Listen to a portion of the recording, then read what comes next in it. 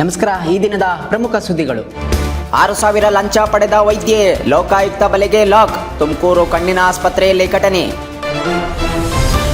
ತೈಲ ಮಾರುಕಟ್ಟೆಯಲ್ಲಿ ತಲ್ಲಣ. ಹೋರ್ಮುಜ್ ಜಲಸಂಧಿಯಲ್ಲಿ ಸಾಗಾಟ ಸ್ಥಗಿತ. ತೈಲ ಬೆಲೆ ಭಾರೀ ಜಿಗಿತ. G7 ದೇಶಗಳ ಮಧ್ಯಪ್ರವೇಶ. ಕೆರೆಗಳ ಅವ್ಯವಸ್ಥೆಗೆ ಲೋಕಾಯುಕ್ತರ ಕಿಡಿ. ಸೋಂಪುರ ಕಗ್ಗದಾಸಪುರ ಕೆರೆಗಳಿಗೆ ದಿಢೀರ್ ಭೇಟಿ ನೀಡಿ ಪರಿಶೀಲನೆ.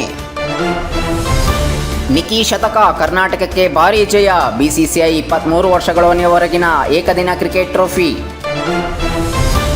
ಇಂಧನ ಆಧಾರಿತ ಸ್ಮಾರ್ಟ್ ಸಾರಿಗೆಗೆ ಒತ್ತು. ಜಪಾನ್ ಭಾರತ ಮೊಬಿಲಿಟಿ ಶೃಂಗಸಭೆಯಲ್ಲಿ ವಿಸ್ತೃತ ಚರ್ಚೆ. OPD ಬಂದ್. ನಾಳೆಯಿಂದ ಮುಷ್ಕರ. ಬೇಡಿಕೆ ಏರಿಸಲು ಆರೋಗ್ಯ ಇಲಾಖೆ ನೌಕರರ ಹೋರಾಟ. ಇರಾನ್ನ 3 ನೌಕೆಗಳ ನಿಲುಗಡೆಗೆ ಅನುಮತಿ ನೀಡಿದ್ದೇವೆ. ವಿದೇಶಾಂಗ ಸಚಿವ ಜೈಶಂಕರ್ ಹೇಳಿಕೆ. Digital arrest. ಕೋಟಿ ರೂಪಾಯಿ ಕಳೆದುಕೊಂಡ ನಿವೃತ್ತ ನ್ಯಾಯಾಧೀಶ.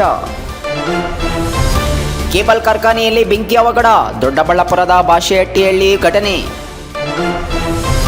ಪ್ರಯಾಣಿಕರ ಮನೆಯಲ್ಲಿ ಕಳವು. ಚಾಲಕನ ಸೆರೆ. 25 ಲಕ್ಷ ಮೌಲ್ಯದ ಚಿನ್ನಾಭರಣ ಕಳ್ಳತನ. ಹಲವು ಪ್ರಕರಣಗಳಲ್ಲಿ ಭಾಗಿಯಾಗಿ ಜೈಲು ಸೇರಿದ್ದ ಆರೋಪಿ.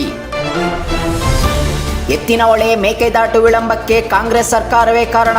ದೇವೇಗೌಡರು ಕುಟುಕು. ಇನ್ನು ಮುಂದೆ ಕೈದಿಗಳ ಭೇಟಿಗೆ ಹೊಸ ನಿಯಮ ಜಾರಿ. ಕಾರಾಗೃಹದಲ್ಲಿ ಅಕ್ರಮ ಚಟುವಟಿಕೆಗೆ ಕಡಿವಾಣ ಹಾಕಲು ಕ್ರಮ. ಪ್ರಣಯ್ ಶ್ರೀಕಾಂತ್ ಮೇಲೆ ನಿರೀಕ್ಷೆ. ಸ್ವಿಸ್ ಓಪನ್ ಬ್ಯಾಡ್ಮಿಂಟನ್ ಇಂದಿನಿಂದ ಆರಂಭ. ಹಿಂದೆ ಸರಿದ ಸಿಂಧು.